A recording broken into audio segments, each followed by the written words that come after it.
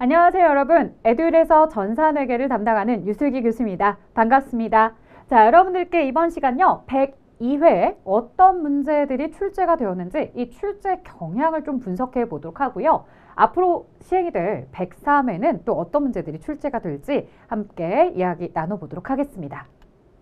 자, 우리 103회 어떤 문제가 출제가 될까요? 라고 답변을 해드리기 전에 앞서서 요즘 시험의 트렌드를 조금 추세를 보도록 할게요. 이 100회 합격률이 51%였는데요. 101회에 71%가 되었습니다. 갑자기 합격률이 완전히 폭등했죠. 자, 그러다가 102회에 66%로 조금 가라앉았는데요. 이 가라앉았다기보다는 사실 이 경우도 굉장히 높은 합격률을 유지하는 상태입니다. 지금 보시다시피 여러분들 이 100회 합격률이 50% 정도다라고 이야기해드렸잖아요.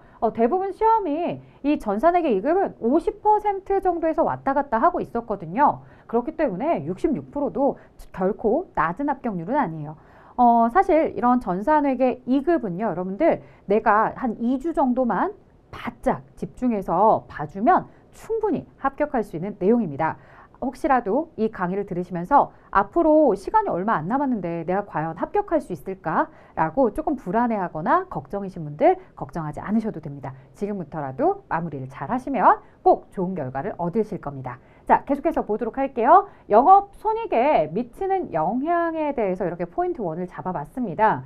2번 문항이었는데요. 우리가 다음 중 영업손익에 영향을 미치지 않는 것 이렇게 물어봅니다. 사실 이 영업손익과 관련된 내용에 대해서 굉장히 자주 나오죠. 손익계산서에 영업이익이 있다라고 하면은 이 영업이익을 계산하는 데 있어서 영향을 미치는 것, 영향을 미치지 않는 것 이렇게 물어보는데요. 뭐 위에 매출액 마이너스 매출원가는 매출총익이다 마이너스 판매비와 관리비는 영업이익이다 라고 해서 이제 영업이익에 영향을 미치게 될 텐데 그 중에서도 유난히 많이 물어보는 게 바로 판매비와 관리비 쪽이라는 걸 주의를 해주시면 좋겠고요. 영업이익에 영향을 미치지 않는 것들은 영업의 수익도 있고 영업의 비용도 있고 법인세 차감전 순이익에다가 법인세 비용까지 이렇게 여러분들 고려를 하실 텐데 특히나 이 영업 외 비용 가지고 많이 언급을 하고 있습니다. 그래서 두 가지 잘 구분해서 기억해 주시면 좋겠습니다.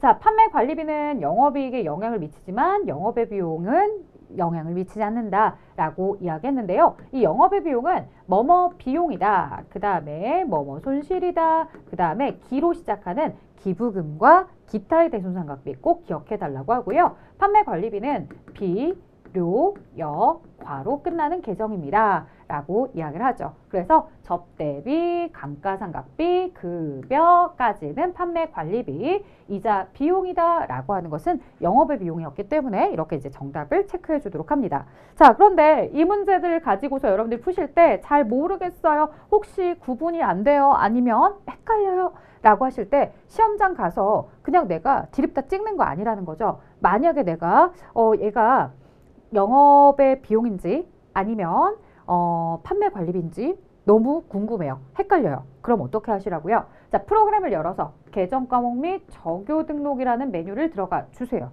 그리고 컨트롤 F나 F2를 누르신 다음에 여러분들이 찾아보셔도 좋고요. 자, 그 다음에 급여나 접대비가 판매 관리비다 라는 걸 알았으니 판매 관리비 쪽을 클릭해 놓고서 계정들을 쭉 이렇게 등록이 되어 있는 걸 보시면서 찾아보시는 방법도 있겠죠. 자, 그 다음에 계속해서 영업손익에 영향을 미치는 영향이다 라고 해서 또 여러분들이 같이 이야기해 볼 수 있는 게 12번 문항도 그랬습니다. 다음 지출 내역 중 판매 관리비에 해당하는 것을 모두 고르시오. 그러니까 결국에 여러분들이 시험 문제는 이 손익계산서 쪽에서 문제가 나온다고 한다면 판매 관리비와 영업의 비용을 잘 구분할 줄 아느냐 이걸 굉장히 궁금해하는 거죠. 자, 앞에 있는 내용들은 그래도 계정 과목을 딱딱 찍어줬으니까 계정 과목 및 정교 등록에서 여러분들이 찾을 수 있었을 테지만 이 문제는 정확하게 사용할 수 있어야 되는 거죠. 명칭을. 그래서 종업원의 회식 비용이다 라고 하면 복리후생비이다. 차입금의 지급이자다. 그러면 이자 비용이다. 그 다음에 장애인 단체의 기부금이다. 그 다음 사무실의 전화요금이다. 통신비이다. 이렇게 이야기를 해줄 수 있으셔야 되겠죠. 그래서 복리후생비다 라고 하면 비료 여과의 비, 그 다음에 통신비도 비 이렇게 해서 가와 라가 판매 관리비구나. 나의 이자 비용이나 기부금 했을 때 뭐뭐 비용, 뭐뭐 손실, 기부금, 기타의 대손상각비는 영업의 비용이구나. 이렇게도 구분이 가능하실 겁니다. 자, 그 다음 보도록 할게요. 계속해서 고난이도 문제를 가지고 와봤습니다. 아마도 여러분들이 이 회계 2급에서 시험을 보실 때 요 문제가 조금 시간도 오래 걸렸고 제가 이 문제를 푸는데 자꾸 버벅거려요 라고 하는 친구들이 있을 거예요. 자, 외상 매출금에 대해서 현금 회수액은 얼마인가 라고 해서 회수액을 물어봤어요. 그러면 외상 매출금에 대한 T 계정을 가져다 놓고서 고민해보자 이거예요. 자, 자산이니까 증가는 차변에, 감소는 대변에, 자산의 증가 기초 200만 원이다 라고 기록을 하시겠고, 기말 대변에 300. 자, 그 다음 계속해서 보시면 이 단계에 발생한 외상 매출액이다 라고 해서 500만 원이 기록이 되어 있습니다. 자, 단계에 발생한 외상 매출액 500을 어떻게 처리할 거냐 라고 했을 때요, 우리가 외상으로 매출하면 매출할수록 채권의 금액은 증가하게 될 거라는 거죠. 혹은 대변에 매출을 기록하면서 차변에 외상 매출금이다 라고 기록할 것이기 때문에 차변에 매출액 500이 기록이 되겠죠. 자, 이렇게 되면 차변의 합계가 700인 상황에서 대변도 700이 되어야 할 것이다.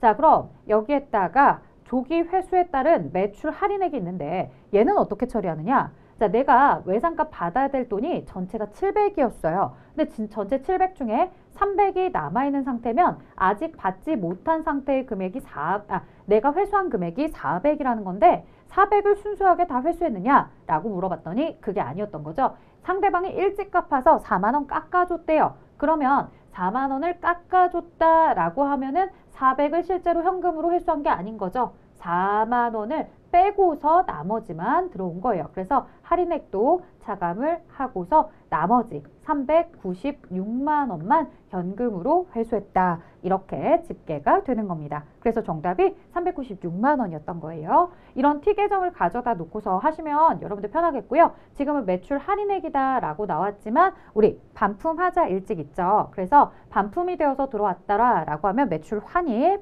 자, 매출 환입은 매출한 것에 대해서 역시나 감소하게 되는 거고, 그 다음에 이런 조기 회수에 대한 매출 할인뿐만 아니라 매출 애누리도 역시나 우리는 뭐 하도록 하고 있더라? 외상에 대해서 차감하도록. 왜냐하면 매출이 줄어든 만큼 받을 돈도 그만큼 줄어든다는 얘기겠죠.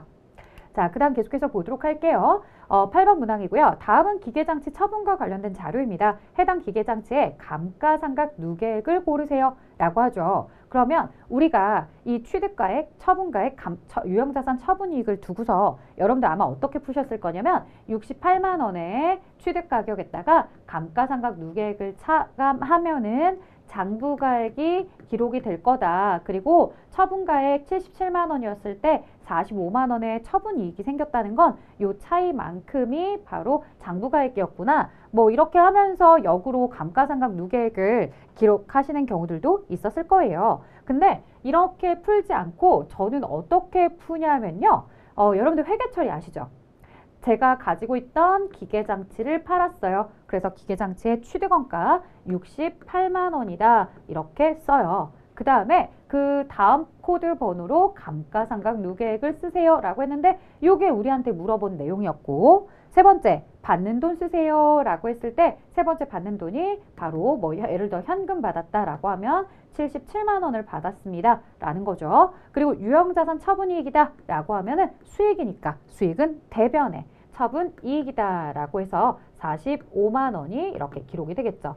그러면 기본적으로 여러분들 그런 거 있잖아요. 대변의 합계와 차변의 합계는 일치해야 된다 라고 했으니까 대변의 합계를 다 더하시겠죠. 그럼 얼마가 나오고 있어요? 113만 원이 나오나요? 그럼 차변도 113만 원이 나와야 합니다 라고 했을 때 우리가 이제 차이가 나는 금액이 그래서 36만 원이었겠구나 라고 역으로 알게 되는 경우도 있죠. 그래서 이런 문제들이 나왔을 때 여러분들이 꼭 뭐 할 필요는 없다더라. 취득가액에 감가상각 누계액 놓고 장부가액 놓고서 처분이익과 처분손실 이런 걸 고민할 필요 없이 그냥 회계 처리를 딱딱 해놓은 다음에 차변과 대변의 합계를 일치하는 방식으로 유추할 수도 있는 거죠.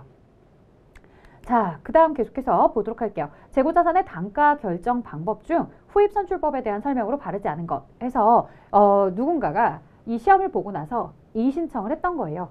이 신청을 했을 때 이 후입선출법 설명에 대해서 물어봤는데 아마 본인이 2번에 대한 지문이 잘 와닿지 않았나 봐요. 그래서 2번과 관련해서 누군가 이의 신청을 했고 당연히 출제자는 이 부분에 대해서 틀린 거 아니다. 맞는 지문이다. 라고 했거든요. 많은 친구들이 이 지문을 궁금했다고 한다면 저희도 한번 보고 가자 이거예요. 후입선출법이다. 즉 나중에 들어온 게 먼저 나가는 방식이죠. 그래서 100원짜리, 300원짜리, 500원짜리 이렇게 순서대로 물건이 들어왔다고 한다면 누가 제일 먼저 나가고 가장 최근에 있었던 500원짜리가 먼저 나가고 그 다음 300원짜리가 나가는 이런 시스템일 것이다. 그렇기 때문에 옛날 요 100원짜리는 계속해서 기말에 남아있을 것이다. 이런 얘기 했었잖아요. 자, 그래서 문제는 설명으로 바르지 않은 것을 고르세요 라고 해서 이 실제 물량 흐름과 원가 흐름이 대체로 일치한다 라고 하는 이 선입선출법 설명에 대해서 후입선출법에 대한 설명이 아닌 것을 고르세요 라고 했기 때문에 얘는 선입선출 설명인데 라고 하면서 1번이 정답이 됐던 거고요. 2번은 올바른 지문이잖아요. 기말의 재고가 가장 오래전에 매입한 상품의 단가로 계산이 된다 라고 하는 게 바로 이거죠. 예, 제일 처음에 들어왔던 100원짜리가 계속해서 기말 재고로 남아있게 되는 이런 집계 방식입니다. 그래서 후입선출법은 가장 최근의 재고가 매출로 이렇게 대응이 되는 거죠. 자, 그래서 최근의 수익에 이런 최근의 원가가 대응이 되기 때문에 수익 비용 대응이 적절하게 이루어진다라는 것도 또 후입선출법의 하나의 특징이기도 하죠. 단점은 오래된 재고가 기말 재고로 보고가 되고 있어서 가장 최신 재고에 대한 내역을 반영하지 못한다. 즉 재고 자산이 너무 오래된 재고로 보고가 되고 있어서 최근에 물가 반영을 못한다. 이런 것들이 또 단점이 되기도 하고요. 자, 이제 그러면 103회는 어떤 것들이 출제가 될지 저희 한번 고민해 볼게요. 재무상태표나 손익계산서에 대한 작성 기준이 아마도 나올 수도 있다라고 제가 예상을 해봤는데요. 이걸 예상한 이유는 너무 요즘에 문제가 출제가 안 되고 있어서 왜 안 되지? 이제 물어볼 때 되지 않았나? 라는 생각입니다. 재무상태표는 뭐 1년 기준이다. 그 다음에 자산부채 자본으로 구분해서 표시하세요. 유동 비유동으로 표현을 하는데 유동성 배열법에 따라서 유동성이 큰 순서부터 배열하세요. 이런 것들도 있었고요. 그 다음에 미결산 및 비만계정 표시금지 원칙이다 라고 해서 현금 과부족이라든가 가지금 가수금 이런 임시계정은 표기하지 마세요. 이런 것도 있었고 총액주의다 라고 해서 자산과 부채를 상계 처리해서 순액으로 표시하는 거 이런 것들은 하지 마세요 라는 것들 있었습니다. 자, 이 외에도 자본잉여금, 이익잉여금, 잉여금을 구분하세요, 표시하세요 라는 것들도 있었죠. 자, 손익계산서 작성 기준은 수익비용 대응 원칙에 의해서 우리가 비용을 인식합니다 라고 이야기도 하고 있었고요. 그 다음 발생주의에 따라서 작성하세요 라고 하면서 선급비용, 선수수익, 미지급비용, 미수수익 이런 것들도 나오고요. 총액주의, 수익과 비용을 내 마음대로 상계 처리하지 말아라. 그리고 실현주의에 의해서 수익은 돈을 받는 시점이 아닌 실현된 시점에 인식을 하자라고 하는 이런 내용들도 있었고 마지막 매출과 관련 있는 내용, 매출과 관련 없는 내용들을 구분해서 계산하자라고 하는 구분 계산의 원칙들도 있었죠. 자, 그 다음 회계상 거래 유무 이렇게 나왔어요. 우리가 이제 회계상 거래가 될 수 있냐 없냐 이런 것들을 많이 스스로 판단하도록 하고 있는데요. 여러분들 우리가 사람을 단순하게 채용을 한다거나 주문하거나 그 다음에 계약하거나 약속하거나 담보로 맡긴다거나 아니면 물건에 대해서 보관만 해주세요. 이런 것들은 모두 다 회계상 거래가 되지 않는다라는 거 여러분들 잘 알고 계시죠? 회계상 거래가 되는 것들에 대해서 우리가 실제로 물건을 사고 팔 때 돈을 주고 받는다거나 물건이 오고 가거나 이런 것들 혹은 대손이나 감가 이런 내용에 대해서 우리가 회계상 거래다라고 많이 이야기합니다. 자, 그 다음 유형자산의 감가상각 대상 자산 즉 토지와 건설 중인 자산은 감가상각을 할 수 없다는 점 그리고 감가상각을 계산하는 거 많이 물어봤어요. 그래서 정액법으로 나올 때 월할상각하세요 라고 이렇게 표현하는 문제들 종종 있으니까 정액법은 12개월 중에 몇 개월을 실제로 사용했는지 요거 좀 조심하시고요. 정률법으로 감가상각하자 라고 할 때는 1차 년도의 감가상각보다는 2차 년도의 감가상각을 주로 물어보니까 이런 부분들 주의해서 보시면 좋을 것 같습니다. 자, 그 다음에 사실 이 정액법, 정률법으로 감가상각하는 것만 물어보지 않고요. 뭐를 물어볼 수도 있는 거예요. 처분 손익을 물어볼 수도 있는 거죠. 그래서 취득한 가격에다가 감가상각 누계액을 차감해서 나오는 장부가에 이거보다 더 많이 현금을 수령했다라고 하면 이익이 나오는 거고, 이거보다 수령액이 적었다라고 한다면 손실이 나오는 내용이겠죠.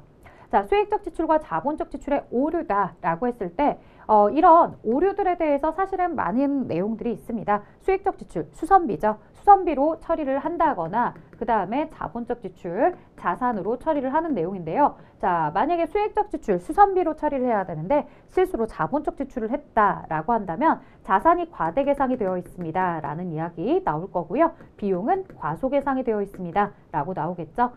자산이 과대계상이 되어 있고 비용은 과소다 라고 했을 때 비용에 대해서 과소면 이익은 과대, 이익의 과대는 이익잉여금의 과대, 이익잉여금의 과대는 자본의 합계의 과대로 이어진다. 이런 것들 같이 짝을 이뤄서 기억해 달라고 했어요.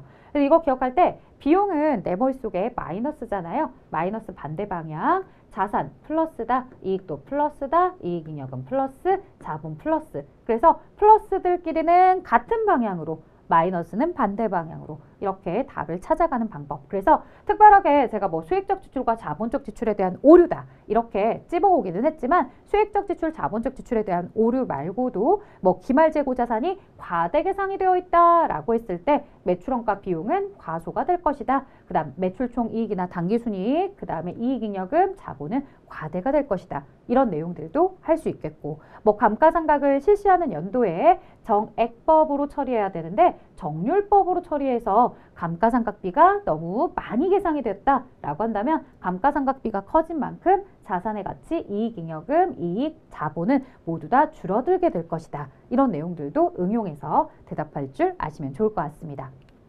자, 그 다음 부채의 종류인데요. 사실 부채의 종류에 대해서 물어볼 때는 여러분들이 이 개정과목 및 적요 등록에 가시면 역시나 부채의 종류들이 많이 있는데요. 사실 이 부채의 종류를 구분하라고 할 때 주로 여러분들이 잘 구분했으면 하는 것은 제가 비유동 부채에 대해서 잘 물어봤었어요 라고 이야기해 드렸거든요. 그래서 비유동 부채는 사장 퇴임, 사장님이 퇴임해요 라고 이야기했었잖아요. 그래서 사채, 장기차입금, 퇴직급여 충당부채, 임대보증금까지 이런 비유동 부채에 대한 종류들을 기억해 주시면서 유동부채와 비유동부채를 구분할 줄 아셔야 되겠죠.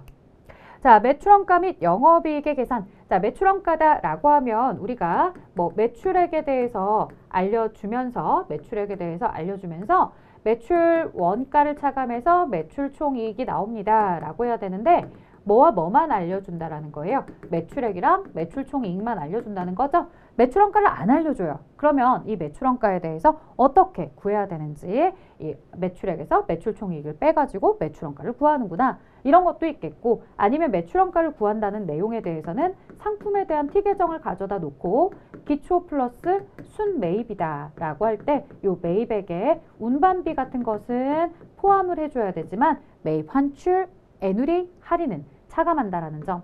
기말 상품 재고액을 빼면 얘가 바로 매출원가다 라고 하는 걸 구하도록 하는 문제죠.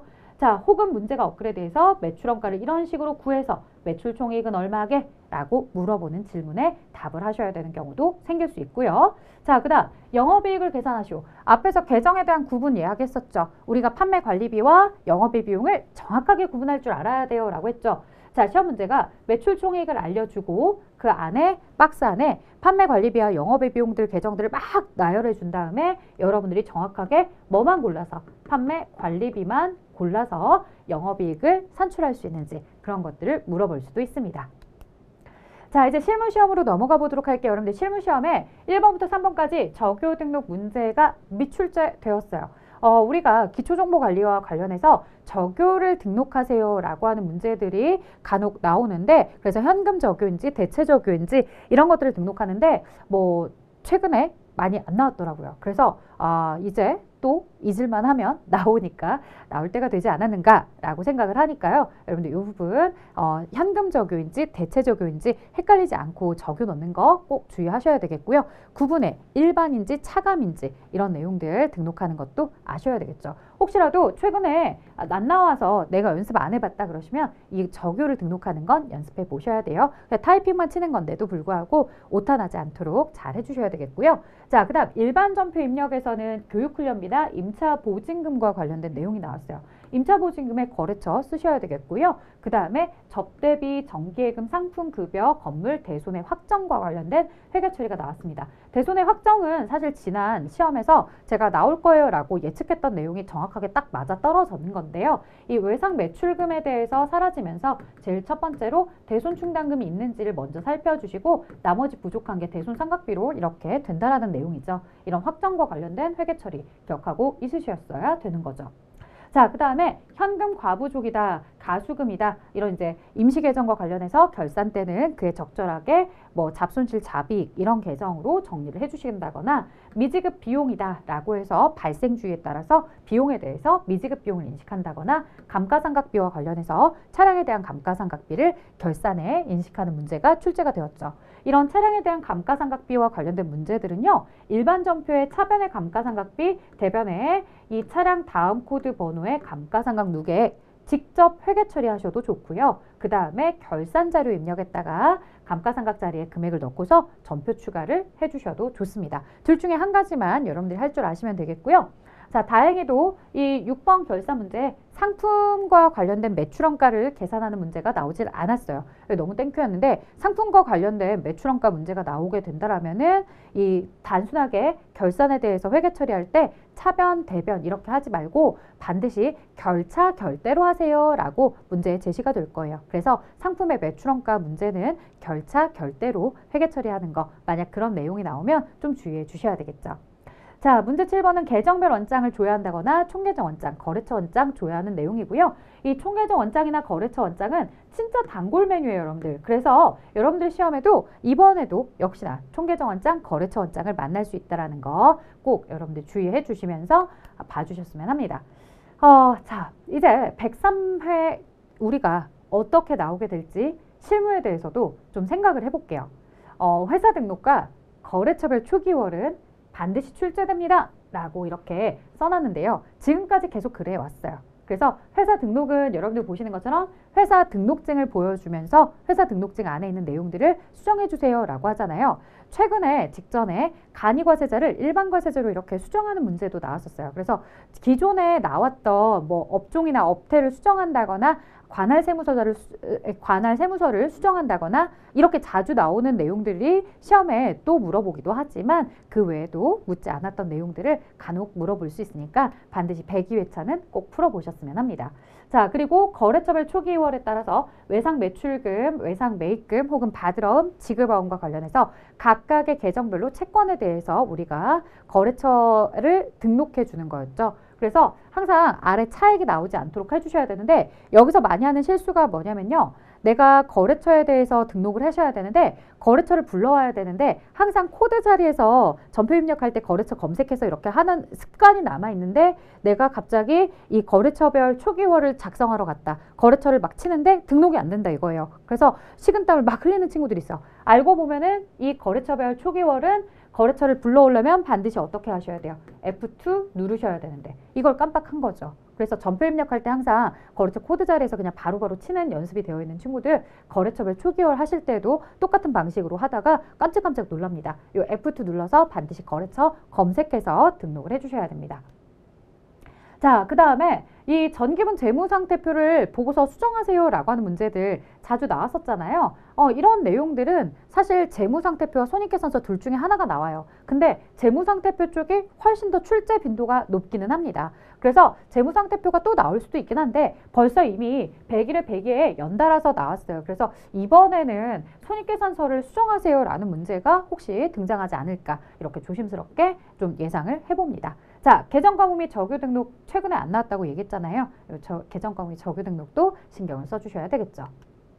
자, 그 다음에 다음 거래 자료를 일반 전표 입력 메뉴에 추가 입력하세요 라고 이렇게 이제 일반 전표 문제가 나왔을 때 일반 전표를 사실 예측한다는 건 쉽지는 않아요, 여러분들. 일반 전표 워낙 이제 다양한 사례들이 나올 수 있기 때문에 굉장히 여러 가지가 있는데 자, 그 중에 그래도 회계 2급에서 포인트 잡아서 나오는 문제가 있더라 이거죠. 뭐냐? 차변에 자, 접대비가 될 수도 있고 복리후생비가 될 수도 있고 수선비가 될 수도 있어요. 이런 비용 계정들에 대해서 지출을 하면서 회사가 꼭 카드로 결제하더라라는 거죠. 그러면 그 비용 계정에 대해서 미지급금이다 이렇게 처리를 하시고요. 그리고 반드시 이 카드 회사 거래처 써주는 거 여기까지 여러분들이 실수하지 않도록 주의를 해주셔야 돼요. 자, 그 다음에 인출금과 관련된 계정인데요. 인출금은 사실 회계 2급에서만 나오는 내용이에요. 개인기업에 대해서 이렇게 시험을 보는 게 회계 2급밖에 없고 회계 1급부터는 계속해서 법인기업을 시험을 보셔야 되니까 이 개인기업과 관련해서 나올 수 있는 계정이 다른 급수와 달리 인출금이라는 계정이 있죠. 대표이사가 개인적인 용도의 비용을 회사의 경비로 처리해달라고 이렇게 하더라도 회사 직원은 그에 대해서 대표이사와 관련성이 있다면 인출금으로 이렇게 처리를 해서 자신의 출자금이 빠져나가는 것처럼 감소하는 것처럼 이렇게 했어야 됩니다. 그래서 과거에 이러한 기출문제가 있었습니다. 대표이사 사업과 관련 없이 개인적으로 이런 식으로 나오게 되면 이는 무엇을 답으로 요구하는 거다? 인출금으로 요구하게 되는 겁니다. 그래서 과태료 냈다라고 하고 세금과 공과로 처리하시면 안 돼요. 이 과태료를 냈다는 거에 포커스를 맞추는 게 아니라 어떤 비용인지 회사의 비용이었으면 세금과 공과였겠지만 회사의 비용이 아닌 대표자의 개인적 비용이었기 때문에 인출금으로 써주는 거. 그래서 개인적인 내용들은 모두 다 인출금으로 쓰게 된다는 쓰임새도 기억을 하시고. 자, 그 다음에요. 계속해서 보시면 건강보험료에 대해서 반반 납부하잖아요. 직원이 절반 부담한 것은 예수금이었죠. 회사가 내주는 절반은 복리후생비입니다. 이렇게 우리가 예수금과 관련해서 건강보험료를 납부하는 내용들 관련된 회계처리나 이런 것들 좀 주의하시면 좋을 것 같아요.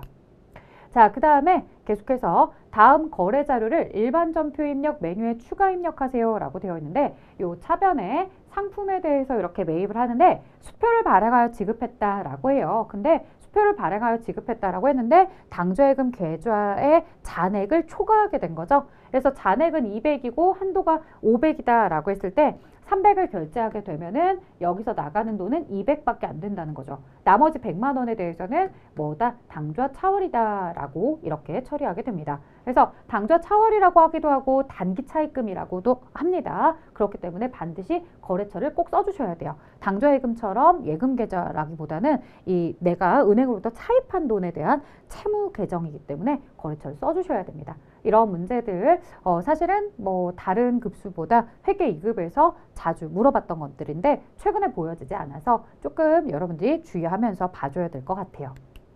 자, 그 다음에 결산 쪽으로 넘어가 보도록 할까요? 결산은 대손상각과 관련된 문제가 진짜 매회 나왔어요. 매회. 근데 100회 때 미출제 되었다는 거죠. 그러면 딱 느낌이 와야 돼요. 아, 103회 때 얘 만날 가능성이 많구나. 그래서 여러분들이 이 외상매출금 받으러옴에 대해서 1%의 대손을 설정하세요 라고 하는 문제, 뭐 옛날 방식으로 푸는 친구들은 합계잔액 시산표에 잔액에다가 1% 그리고 대손충당금을 차감해서 이렇게 직접 차변의 대손상각비, 대변의 대손충당금 이런 식으로 하는 친구들도 있긴 있죠. 근데 여러분들이 조금 더 결산자료 입력을 들어가서 할 줄 아신다고 한다면 결산자료 입력에 대해서 어떻게 해요? 상단에 대손상각 버튼을 눌러서 대손율 1% 체크하신 다음에 결산 반영 그리고 전표 추가 이렇게 반드시 눌러주시면 되는 거죠.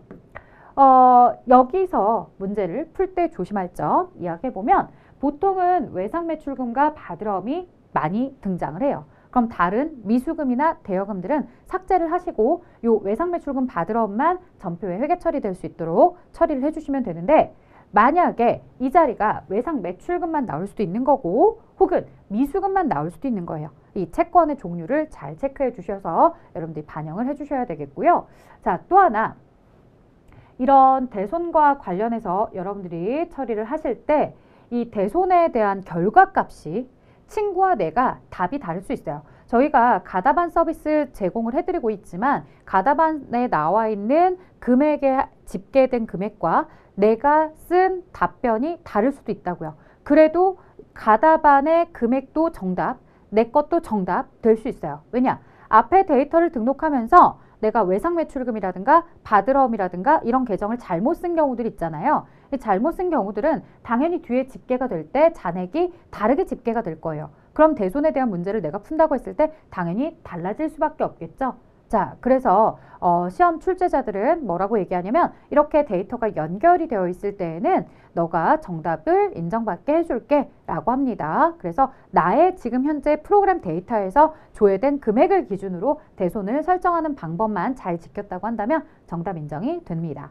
자, 그 다음에 성급 비용과 관련된 출제 가능성이 매우 높다라고 이렇게 써드렸는데요. 사실 이제 미지급 비용이 시험 문제에 나왔죠. 그래서 미지급 비용 말고 우리가 또 선급 비용에 대해서 자주 쓰고 있기 때문에 선급 비용에 대해서 보험료 같은 경우 선급 비용 처리하는 거 굉장히 자주 나오는 내용이었는데 최근에 보이지 않아서 선급 비용과 관련된 회계 처리 다시 한번 체크해 달라고 합니다. 자, 그래서 이것도 잘 보셔야 돼요. 비용 계정인 보험료로 처리했다라고 하잖아요. 그러면 회사는 보험료 이렇게 비용으로 처리를 했던 거니까 결산할 때 어떻게 정리하셔야 되겠어요? 보험료 중에 차기, 내년에 해당하는 부분을 보험료를 비용 처리하지 마시고 이걸 선급 비용이다 라고 이렇게 바꿔주는 작업을 할 줄 아셔야 되는 거겠죠? 그래서 차기에 대한 내용을 이렇게 정리하는 거. 자, 그 다음에 최근에 출제 안 된 것들 이 조회 관련된 내용에서 좀 찝어봤어요. 사실 총계정 원장이라든가 거래처 원장이라든가 계정별 원장이 시험에서 제일 자주 나와요. 간혹 1월계표나 현금 출납장을 물어보기도 하고요.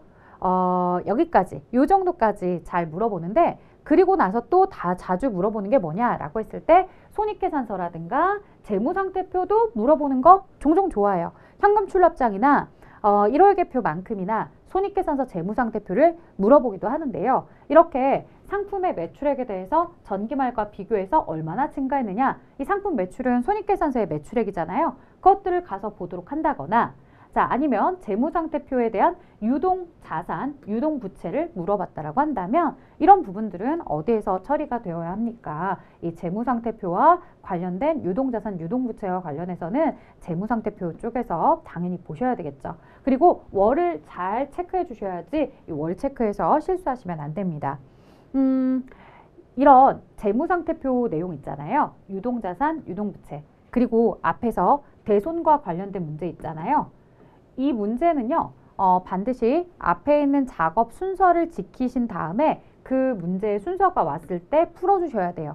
다른 문제는 뒤죽박죽 풀어도 상관이 없거든요. 근데 이 대손과 유동자산, 유동부채와 관련된 문제에 대해서는 여러분들이 순서를 좀 지켜서 풀어줘라. 사실 저는요, 여러분들이 시간을 아끼게 하기 위해서 뭐라고 많이 이야기하냐면 차라리 장부조회부터 먼저 하세요 그래요. 왜냐면 장부조회는 차변대변 헷갈릴 일 없이 딱 조회에서 나오는 금액이 답이거든요.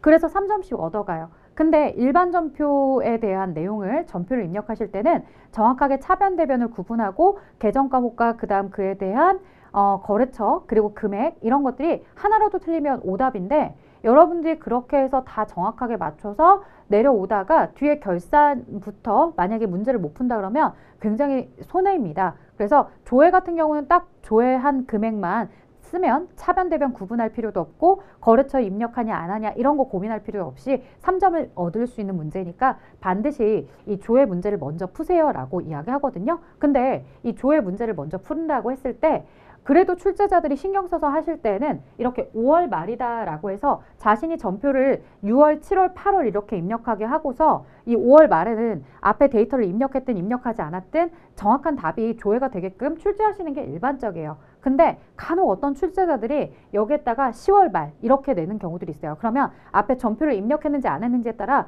뒤에 조회되는 금액이 달라질 수가 있어요. 그렇기 때문에 사실은 이렇게 유동자산, 유동부채를 물어본다거나 대손에 대해서 물어보는 질문들이 있으면 얘들은 뒤에 순서에서 하시고 대신 이런 것들은 내가 먼저 진행을 한다 하더라도 거의 정답을 일치합니다. 특히나 이제 총계정 원장을 조회하세요. 계정별 원장을 조회하세요. 아니면 거래처 원장을 조회하세요. 이런 것들은 먼저 풀고서 여러분들이 앞에서 시험 문제를 쭉 풀어온 다음에 마지막 제출하기 전에 다시 한번 검토만 잘 해보셔도 충분히 시간을 잘 배분해서 시험을 보실 수 있을 거예요.